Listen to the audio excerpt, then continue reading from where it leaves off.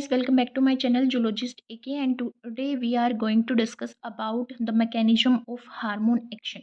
और इसको हम एक डायग्राम की हेल्प से समझेंगे। तो सबसे पहले बात करते हैं हार्मोन एक्शन की। ठीक है, हार्मोन एक्शन का मतलब क्या है? हार्मोन एक्शन का मतलब है कि क्या चेंजेस वो एक सेल के अंदर लेके आने वाला है या हमारी बॉडी के अंदर लेके आने वाला है। हार्मोन होता क्या है?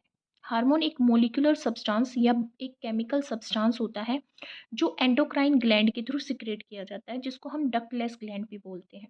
ये ग्लैंड इसको डायरेक्टली किस में सिक्रेट करती है? ब्लड के अंदर सिक्रेट करती है। ठीक है।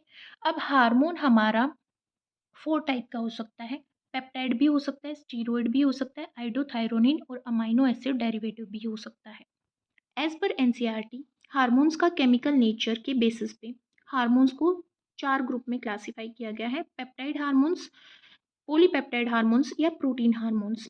ठीक है। पेप्टाइड, पॉलीपेप्टाइड या प्रोटीन हार्मोन का मतलब एक ही है, जिसमें अमाइनो एसिड पेप्टाइड बॉन्ड के थ्रू जुड़ के एक प्रोटीन स्ट्रक्चर बनाते हैं, जिसमें हमारा इंसुलिन आता है, ग्लूकागन, पिट्यूटरी के थ्रू सिक्रेट करने वाले जितने भी हार्मोन है वो सारे आते हैं, hypothalamic hormone. All these hormones are peptide, polypeptide और प्रोटीन हार्मोन्स। फिर आते हैं steroid hormone, cortisol, testosterone, estradiol और प्रोजेस्टेरोन। ये जो स्टीरॉयड हार्मोन है ये कोलेस्ट्रॉल के थ्रू बनाए जाते हैं and these are lipid soluble. Lipid soluble होने की वजह से जो प्लाज्मा मेम्ब्रेन होती है, प्लाज्मा मेम्ब्रेन क्या होती है? Phospholipid by layer. ठीक है, मतलब 2 लिपिड की लेयर होती हैं और फॉस्फेट अटैच होता है और प्रोटीन्स प्रेजेंट होते हैं। तो प्लाज्मा मेम्ब्रेन में लिपिड होता है, तो लिपिड में सोल्यूबल होने की वजह से ये स्टीरॉयड हार्मोन प्लाज्मा मेम्ब्रेन को क्रॉस कर सकते हैं और साइटोप्लाज्म में मूव कर सकते हैं। ठीक है, इसी वजह से ये सेल के सरफेस पे बाइंड ना होके सेल के अंदर बाइंड होते हैं। इनके जो रिसेप्टर है वो इंट्रासेलुलर होते हैं। कौन से रिसेप्टर होते हैं इनके लिए? इंट्रासेलुलर। ठीक है। अब आइडियोथायरोनिन, आइडियो वर्ड आयोडीन से आया है। आयोडीन की हेल्प से thyroid gland thyroid hormone secrete करती है, इसीलिए इसको आइडोथायरोनिन बोला जाता है। एक अमाइनो एसिड डेरिवेटिव होता है जिसमें एपिनेफ्राइन, नॉन एपिनेफ्राइन, जिसको हम इनको क्या बोलते हैं? हम एल्डोस्टेरोन। ठीक है, वो किस में आते हैं? अमाइनो एसिड डेरिवेटिव में आते हैं। तो these are 4 classes of hormones. सबसे पहले मैंने बात की कि हार्मोन होते क्या हैं, फिर मैंने बात की 4 क्लासेस की। अब मैं बात करती हूँ कि हार्मोन अपना एक्शन कैसे जनरेट करते हैं। हार्मोन या तो फिजियोलॉजिकल चेंज लेके आ सकते हैं या बायोकेमिकल चेंज लेके आ सकते हैं। फिजियोकेमिकल चेंज लाने का मतलब ये है कि सेल डिवाइड हो रही है, सेल डेड हो रही है या सेल ग्रो कर रही है। ठीक है। बायोकेमिकल चेंज लाने का मतलब है सेल के अंदर जीन रेगुलेशन हो रही है, जीन इनहिबिशन हो रहा है, किसी चीज़ का सिक्रेशन हो रहा है। ठीक है, तो ये क्या है? Biochemical changes. कोई एंजाइम वो सिक्रेट कर रही है, कोई प्रोटीन सिक्रेट कर रही है, न्यूरोट्रांसमीटर सिक्रेट कर रही है, एक्साइटेड हो रही है, इनहिबिट हो रही है। तो ये सारे चेंजेस क्या है? हार्मोन के एक्शन के अंडर आते हैं। ठीक है, सेल ग्रो भी करेगी, सेल डेड भी हो सकती है, डिवाइड भी कर सकती है। तो जो हार्मोन है वो ये जो फिजियोलॉजिकल और बायोकेमिकल चेंजेस परफॉर्म करेगा, वो किसके थ्रू परफॉर्म करेगा? वो एक रिसेप्टर से बाइंड करके फॉर्म करेगा। अब जो ये रिसेप्टर है ये कहाँ पे प्रेजेंट होगा? ये तो या तो ये सेल के ऊपर प्रेजेंट होगा। सेल के ऊपर प्रेजेंट होने का मतलब है जो ये प्लाज्मा मेम्ब्रेन है, this structure is plasma membrane, bio membrane. या तो ये रिसेप्टर इसके ऊपर प्रेजेंट हो सकता है या फिर जो हार्मोन का रिसेप्टर है वो न्यूक्लियस के अंदर प्रेजेंट हो सकता है। 2 ही चांसेस होंगे, रिसेप्टर या तो न्यूक्लियस के अंदर प्रेजेंट होगा या प्लाज्मा मेम्ब्रेन के ऊपर प्रेजेंट होगा। अगर अंदर प्रेजेंट है तो उसको इंट्रासेलुलर रिसेप्टर बोल देते हैं। अगर वो सेल के सरफेस के ऊपर प्रेजेंट है तो उसको सरफेस रिसेप्टर बोल देते हैं। अब जो हार्मोन है वो रिसेप्टर से बाइंड होकर एक कॉम्प्लेक्स फॉर्म करता है, जिसको हार्मोन रिसेप्टर कॉम्प्लेक्स बोला जाता है। क्या बोला जाता है? Hormone receptor complex.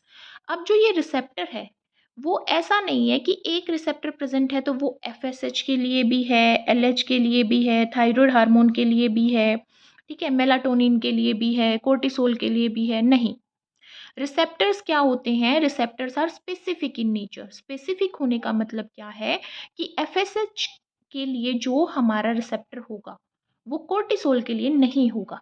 मतलब हर एक हार्मोन के लिए डिफरेंट रिसेप्टर होता है।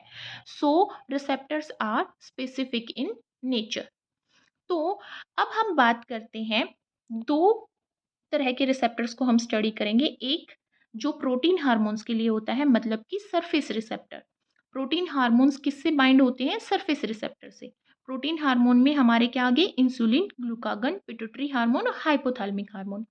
फिर जो भी हमारे थायराइड हार्मोन है या फिर हमारे स्टीरॉयड हार्मोन है, कोर्टिसोल है, टेस्टोस्टेरोन है, ये सब किससे बाइंड करते हैं? न्यूक्लियर रिसेप्टर से।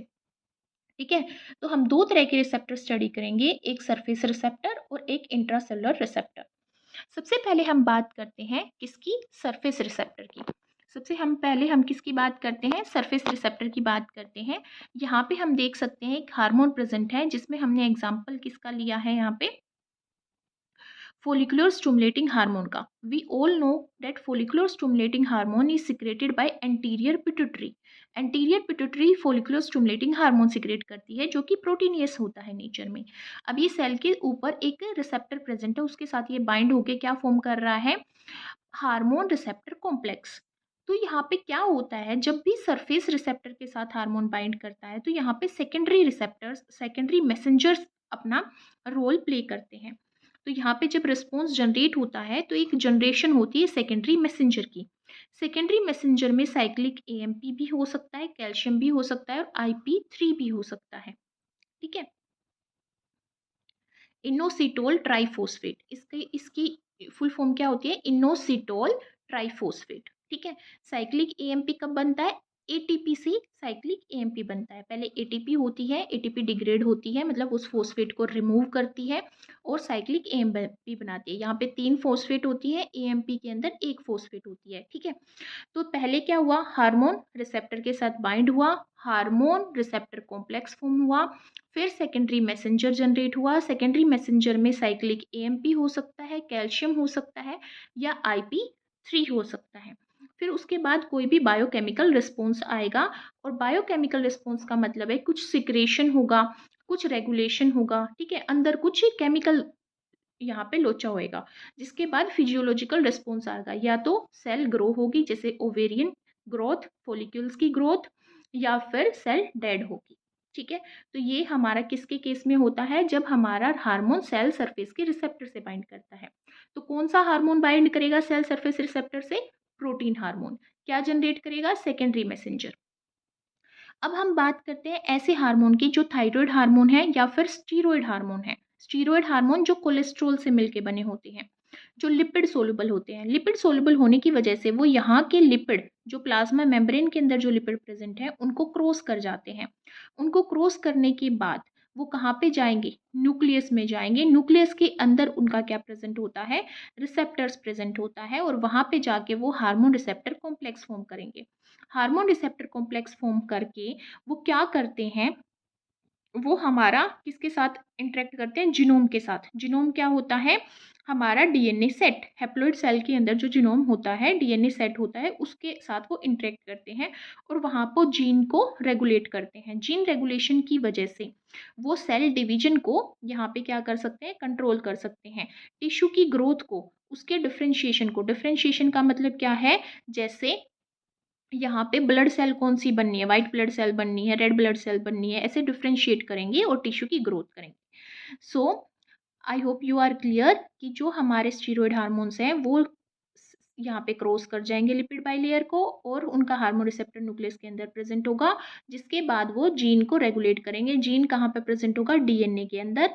फिर डीएनए का जीन जब हमारा क्या हो गया है? चेंज हो गया है, तो वो ट्रांसलेट करेगा, एमआरएनए में कन्वर्ट करेगा, एमआरएनए से प्रोटीन बनेगा। प्रोटीन क्या करेगा? एक रिस्पॉन्स जनरेट कर देगा। रिस्पॉन्स क्या होगा? या तो टिश्यू की ग्रोथ होगी, सेल डिवीजन होगा, या फिर डिफरेंशिएशन होगा।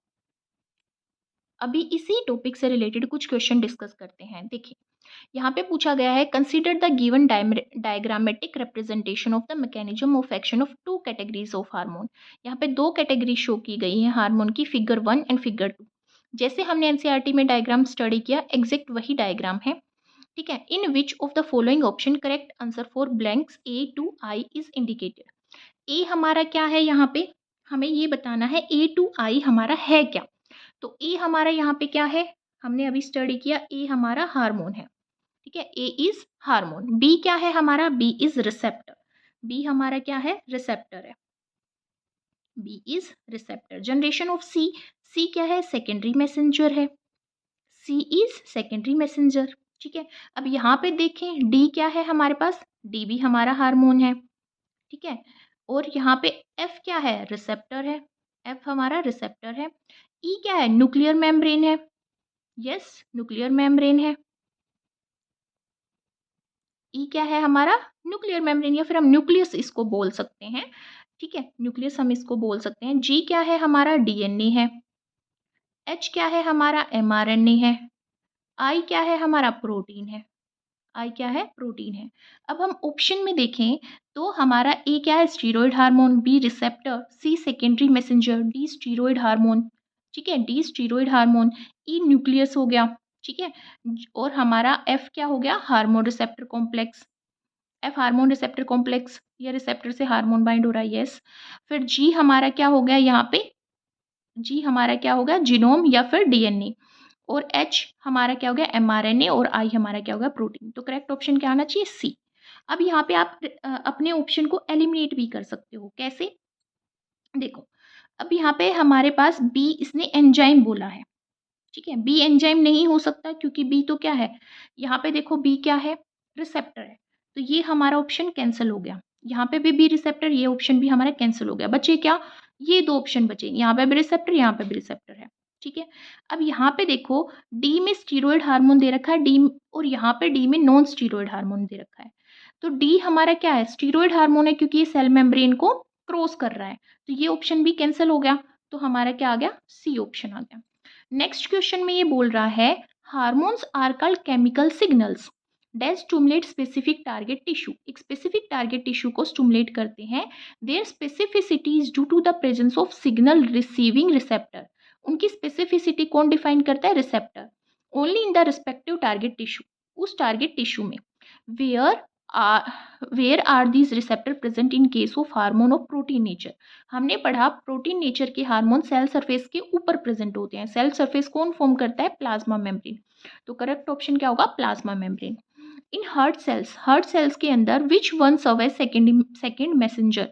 जो मसल सेल कॉन्ट्रेक्शन हमारा एड्रेनालाइन हार्मोन के रिस्पॉन्स में जनरेट करता है। साइक्लिक एएमपी जो होती है वो हमारा यहाँ पे सेकेंडरी मैसेंजर होता है, जो एड्रेनालाइन के केस में मेजर रोल प्ले करता है। नेक्स्ट क्वेश्चन है which of the following hormone can play significant role in osteoporosis. ये हमारे टॉपिक से अलग क्वेश्चन है। ऑस्टियोपोरोसिस एस्ट्रोजन और पैराथायरॉयड हार्मोन करते हैं, इसको हम अलग से टॉपिक में डिस्कस करेंगे।